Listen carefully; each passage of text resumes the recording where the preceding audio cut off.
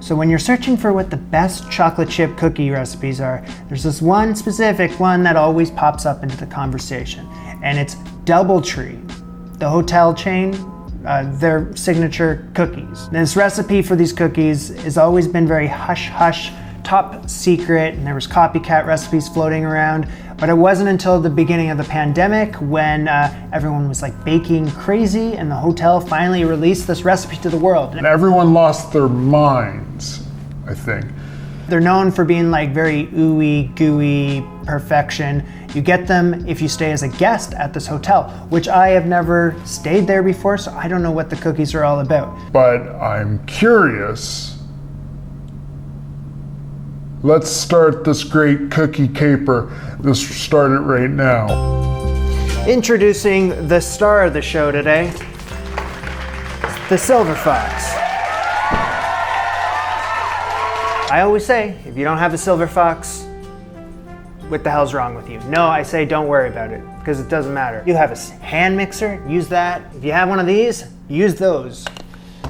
Okay, I've done my due diligence to prep everything beforehand, before I even pushed record. So all my ingredients are, for the most part, like mise en place. So all I have to do is add stuff to a bowl. It's a breeze. Cookies are a breeze. Let's start off with 2 sticks, 222 grams of softened butter. Literally was just talking about how great I was at prepping everything in advance. If I cut up the butter into pieces like this, I think that would just be a better idea. So 3/4 cup plus 1 tablespoon, 162.5 grams of sugar. 150 grams, 3/4 cup of light brown sugar. Paddle on there and cream this together for 2 minutes. It's medium speed, please. 2 eggs. 1.5 teaspoons of vanilla extract, and just 1/4 teaspoon of freshly squeezed lemon juice. So like that much. Low speed for 30 seconds. Okay, after 30 seconds, turn it up to medium speed for 2 minutes. Halfway through, maybe do a quick little scrape down the bowl. I'm gonna keep the mixer on low speed. I'm gonna add in 2.5 cups of all-purpose flour. That's 270 grams. Add it in while this is mixing. Teaspoon of baking soda and a teaspoon of salt. Just a pinch of cinnamon. You can most definitely not overmix that part. And that was just like 45 seconds. I forgot the rolled oats. 1/2 cup. I'm gonna add these in. I'm gonna mix this for like 10 seconds, and I'm gonna take my hand off the trigger. Okay, I mean, in hindsight, I would have added all the dry ingredients into a separate bowl, mixed them all together, then added them into this bowl. If you're gonna make these cookies, do not make that mistake, but I'm the guinea pig, so makes me feel better about my mistakes.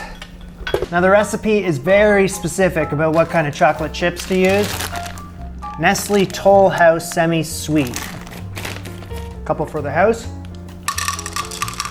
This is a crazy amount. 2 2/3 cup. That's a lot of chocolate chips. I'm not opposed to it. Wow. 1/3 cup, and then 1/3. Holy hell. Mix these in. I'm gonna do that first before I do the next thing. Bowl me. Thank you. So if your household, like mine, has a walnut allergy in it, not me, but someone else, then you can put some cookie dough aside in a separate bowl for that person. And then for everyone else, 1 3/4 cup of chopped walnuts. Although since I divvied some out over here, then maybe just not all of this. Use your judgment.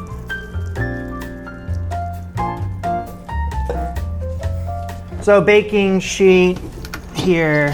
Old Jamie would have been using parchment paper. Now new Jamie is using baking mat. And if you have an ice cream scoop, scoop up around 3 tablespoons, all roughly the same size, which is like the ice cream scoop. Scoop it up into like a ball. I gotta space these cookies like 2 inches apart. And I can see that my dough, my cookie dough, does not match the consistency and like the firmness of the dough in the video that is supplied in the recipe. If I add these into the oven as they are now, they're gonna flatten, they're gonna spread, and then they're gonna cook on the outside. Coming from an amateur cookie maker, I know that the smartest course of action would be to add these into the freezer for like an hour so that they firm up. And for the non-walnut ones, do the same. I have the sneaking suspicion that I overmixed the batter. I mean, the recipe says you can freeze these unbaked cookies and there's no need to thaw them. Just add them to the oven and bake until the edges are golden brown and the center is still soft. Baker dude is like, before he adds his cookies into the oven, he like firmly presses down on them, which I can only kind of do because these dough balls are frozen.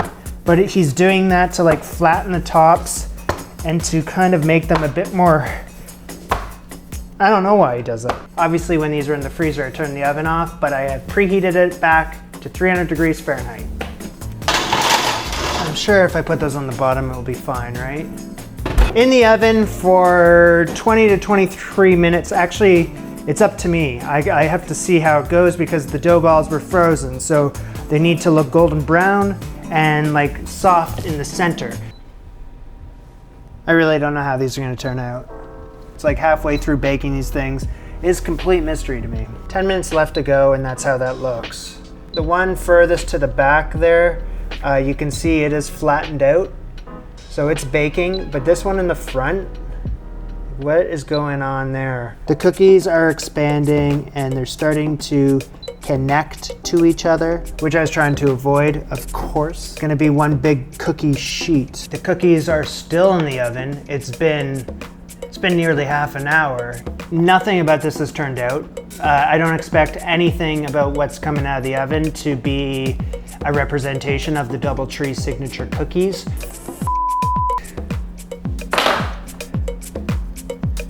Oh God, what went wrong? I've tried separating them as best as I can to give them all individual personalities.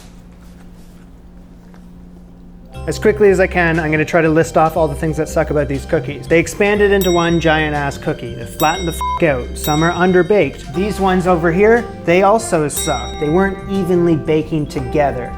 And that might be a problem with my oven, but also there's something I can do with that, and that is rotating the pan halfway through baking. And because I made this batch of cookies, I realized that there's way too many walnuts in this batch of cookies. And that's my fault, because I was being a cowboy with the measurements. Okay, I'm gonna try this again with a little more focus. I'm gonna half the recipe this time. The first time I was trying to make 26 cookies. And that was already a lot to begin with, so I'm just gonna split that in half, and that goes for all these ingredients here. So I've done all the math. I've made sure that I have everything I need. I've double, triple checked. The dreaded measuring cup system is, I don't like it. So I actually found like a hidden link in the recipe that was able to convert everything to grams, and then I just divided that in half. So I'm gonna start with 113 grams of softened butter, 82 grams of white sugar, 75 grams of light brown sugar. Cream for 2 minutes. Medium speed, please. My egg, 3/4 teaspoon of vanilla, pinch of fresh lemon juice. Low speed for 30 seconds, then medium speed for 2 minutes. Low speed first. Scrape down the damn sides of the bowl. Also turn on your oven to the side for 1 second. I have my dry ingredients. This is 140 grams of all-purpose flour and 3 grams of salt and 3 grams of baking soda. Pinch of cinnamon. Whisk it. Bring this back over here. Flour here and 22.5 grams of rolled oats here. And on low speed, I'm gonna mix them both in. Do not, for the love of God, overmix this. 45 seconds, that's it. I'm gonna cut it shorter than that, 40 seconds. I'm gonna time it and everything, 45 seconds, low speed.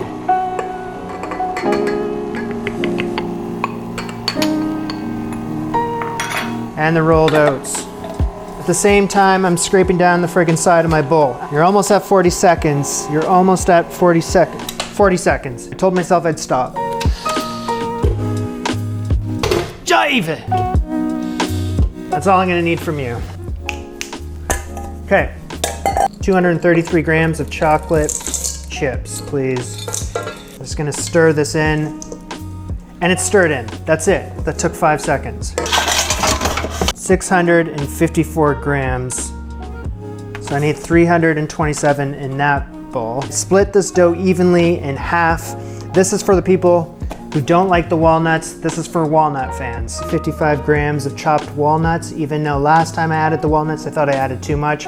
So I'm gonna add in that much and not that. Seems like too much walnut, but I mean, if that's how they serve them at the hotel, who am I to say? Baking mat, baking sheet. There's no question in my mind that the last time I did this, the cookies were way too, the dough balls were too big, right? These need to be spaced out much better than that. Flatten them.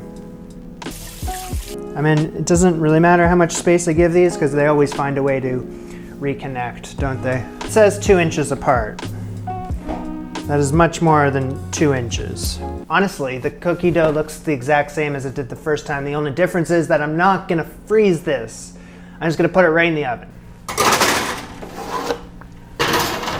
Godspeed, Godspeed.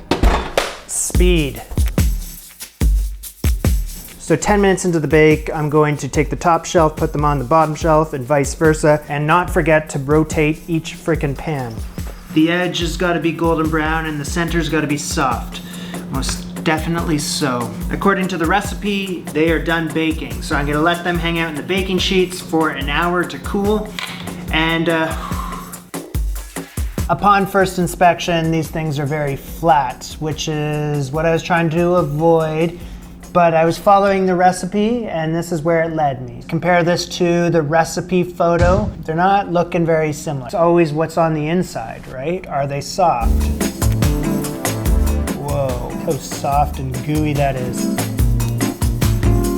So I mean, it did take 2 turns and a hell of a lot of chocolate chips to get to this point. It's a tad disappointing that they look like this. It's so flat.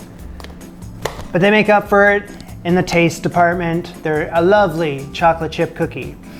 You know, they don't walk the walk, they talk the talk. It's so stupid. It was in my head and I felt like I needed to say that, but it's stupid. So more of everything. More Anti-Chef, more content, your name at the end of the videos.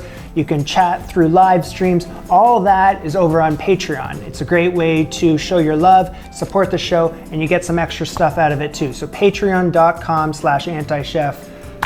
That's it, everyone. Thanks you guys for watching. I'll see you very soon. Ciao.